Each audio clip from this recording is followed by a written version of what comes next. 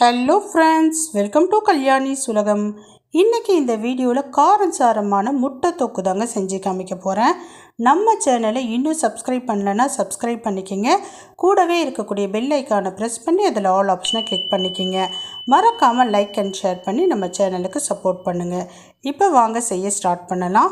Stove on பண்ணி pan வச்சுக்கலாம். அதில் தாராளமாக எண்ணெய் சேர்த்துக்கலாம். ஒரு 3 ஸ்பூன் அளவுக்கு எண்ணெய் சேர்த்துக்குங்க. எண்ணெய் காய்ந்த பிறகு கொஞ்சமாக கடுகு பொரிய விட்டுக்கலாம். இப்போ இது கூடவே கொஞ்சமாக சோம்பு, பட்டை, கிராம்பு, ஏலக்காய், வாசனை பொருட்கள் எல்லாத்தையும் கொஞ்சமாக சேர்த்துக்குங்க. இப்போ 2 வெங்காயத்தை கட் பண்ணிவிட்டு அது கூடவே சேர்த்துக்கலாம். கொஞ்சம் கருவேப்பிலை சேர்த்துக்கலாம். இப்போ எல்லாத்தையும் சேர்த்து வதக்கிக்கலாம். வெங்காயம் ஓரளவு வதங்கினவங்க வதங்கிட்ட பிறகு இஞ்சி பூண்டு பேஸ்ட்டு சேர்த்துக்கலாம். இப்போ வெங்காயம் பாருங்கள், ஓரளவு லைட்டாக நிறம் மாறி வதங்கிடுச்சு. இப்போ ஒரு அரை ஸ்பூன் அளவுக்கு இஞ்சி பூண்டு பேஸ்ட்டு சேர்த்துக்கலாம். இஞ்சி பூண்டு பேஸ்ட்டு சேர்த்த பிறகு லைட்டாக வதக்கிட்டு ஒரு 2 நிமிஷத்துக்கு அப்படியே விட்டுடலாம். இப்போ பாருங்கள், எல்லாம் ஒன்று சேர்ந்து ஓரளவு வதங்கிடுச்சு. இப்போ ஒரு 6 பழுத்த தக்காளி எடுத்துருக்கேன். இந்த தக்காளியை 2 கட் பண்ணிவிட்டு ஒரு பெரிய பவுலில் சேர்த்துக்கிறேன். கொஞ்சமாக கல்லுப்பு சேர்த்துக்கிறேன். அதாவது இந்த தக்காளி தொக்குக்கு தேவையான அளவு கல்லுப்பு சேர்த்து கை வச்சு நல்லா பிசைஞ்சிக்கிறேன். தக்காளி இந்த மாதிரி நல்லா கூழ் மாதிரி பிசைஞ்சு எடுத்துக்குங்க. இப்போ இந்த தக்காளியை நம்ம வதக்கி வச்சுருக்கக்கூடிய வெங்காயத்தோடு சேர்க்க போகிறோம். அதுக்கு முன்னாடி அதில் கொஞ்சமாக ஒரு அரை ஸ்பூன் அளவுக்கு கரம் மசாலா சேர்த்துக்கலாம். ஒரு சிட்டிகை அளவுக்கு மஞ்சத்தூள் சேர்த்துக்கலாம். 1 ஸ்பூன் அளவுக்கு குழம்பு மிளகாய் தூள் சேர்த்து வதக்கிக்கலாம். இப்போ இது எல்லாம் ஒன்றா சேர்ந்து வதங்கட்டுங்க. ஒரு 5 நிமிஷத்துக்கு நல்லா வதக்கிக்கலாம். அதில் இருக்கக்கூடிய எண்ணெய் தனியாக பிரிஞ்சு வரணும். அதே மாதிரி இந்த மிளகாய்த்தூள், மஞ்சத்தூள், கரம் மசாலானுடைய பச்சை வாசனை போகணும். இப்போ பாருங்கள், ஓரளவுக்கு நல்லா வதங்கிடுச்சு. அதில் இருக்கக்கூடிய எண்ணெய் தனியாக பிரிஞ்சு வந்திருக்கு. இப்போ கரைச்சி வச்சுருக்கக்கூடிய தக்காளி கரைசலை சேர்த்துக்கலாம். எந்த காரணத்துக்கு கொண்டும் தக்காளியை மிக்சியில் போட்டு அடிச்சிடாதீங்க, அதனுடைய டேஸ்ட்டு நல்லா இருக்காது. இந்த மாதிரி கை வச்சு நல்லா பிசைஞ்சிட்டு அதுக்கப்புறமேட்டு சேர்த்துக்குங்க.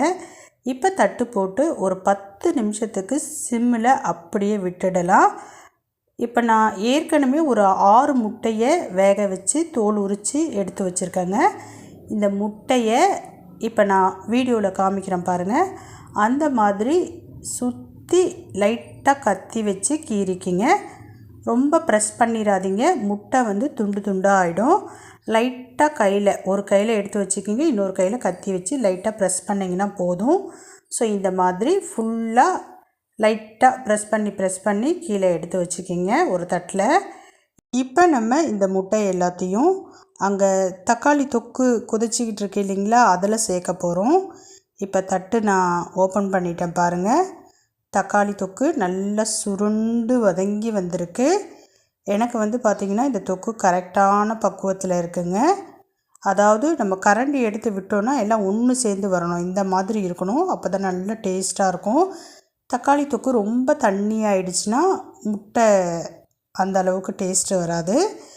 அதனால் கொஞ்சம் இந்த மாதிரி நல்லா திக்காக இருக்கிற மாதிரி பார்த்து வதக்கி எடுத்துக்குங்க. ஒருவேளை நீங்கள் தட்டு ஓப்பன் பண்ண பிறகும் ரொம்ப தண்ணியாக இருந்ததுன்னா ஒரு 5 நிமிஷம் மறுபடியும் தட்டு போட்டு மூடி வச்சுருங்க. இப்போ எனக்கு பார்த்திங்கன்னா தக்காளி தொக்கு கரெக்டான பக்குவத்தில் இருக்குது. நான் முட்டையை இப்போ சேர்த்துக்கிறேன். முட்டையை சேர்த்த பிறகு கூடுதலாக ஒரு பொருள் நம்ம சேர்க்க போகிறோம். அது என்ன பொருள்னால் வேறு எதுவும் இல்லைங்க, மிளகு சீரகப்பொடி தான். லைட்டாக 1 ஸ்பூன் அளவுக்கு மிளகு சீரகத்தை நுணுக்கிட்டு சேர்த்துக்கிறேன். சேர்த்துட்டு ஒரு 2 நிமிஷம் அப்படியே விட்டுடுங்க. அந்த காரம்லாம் அந்த முட்டையில் போய் சேரட்டும். அதுக்கப்புறமேட்டு கரண்டி வச்சு லைட்டாக மிக்ஸ் பண்ணிக்கிங்க. ரொம்ப போட்டு கிளறினீங்கன்னா முட்டை தூளாக ஆகிடும். லைட்டாக ஜென்டிலாக அப்படியே கிளறி விட்டுக்குங்க. இப்போ பாருங்கள், முட்டை தொக்கு சூப்பராக ரெடி ஆகிடுச்சு. இந்த முட்டை தொக்கை நம்ம பிரிஞ்சி சாதம், புலாவ், காரம் போடாமல் செய்கிற எல்லா வெரைட்டி ரைஸ் கூடவும் சேர்த்து சாப்பிட்லாங்க. ரொம்ப சூப்பராக இருக்கும்.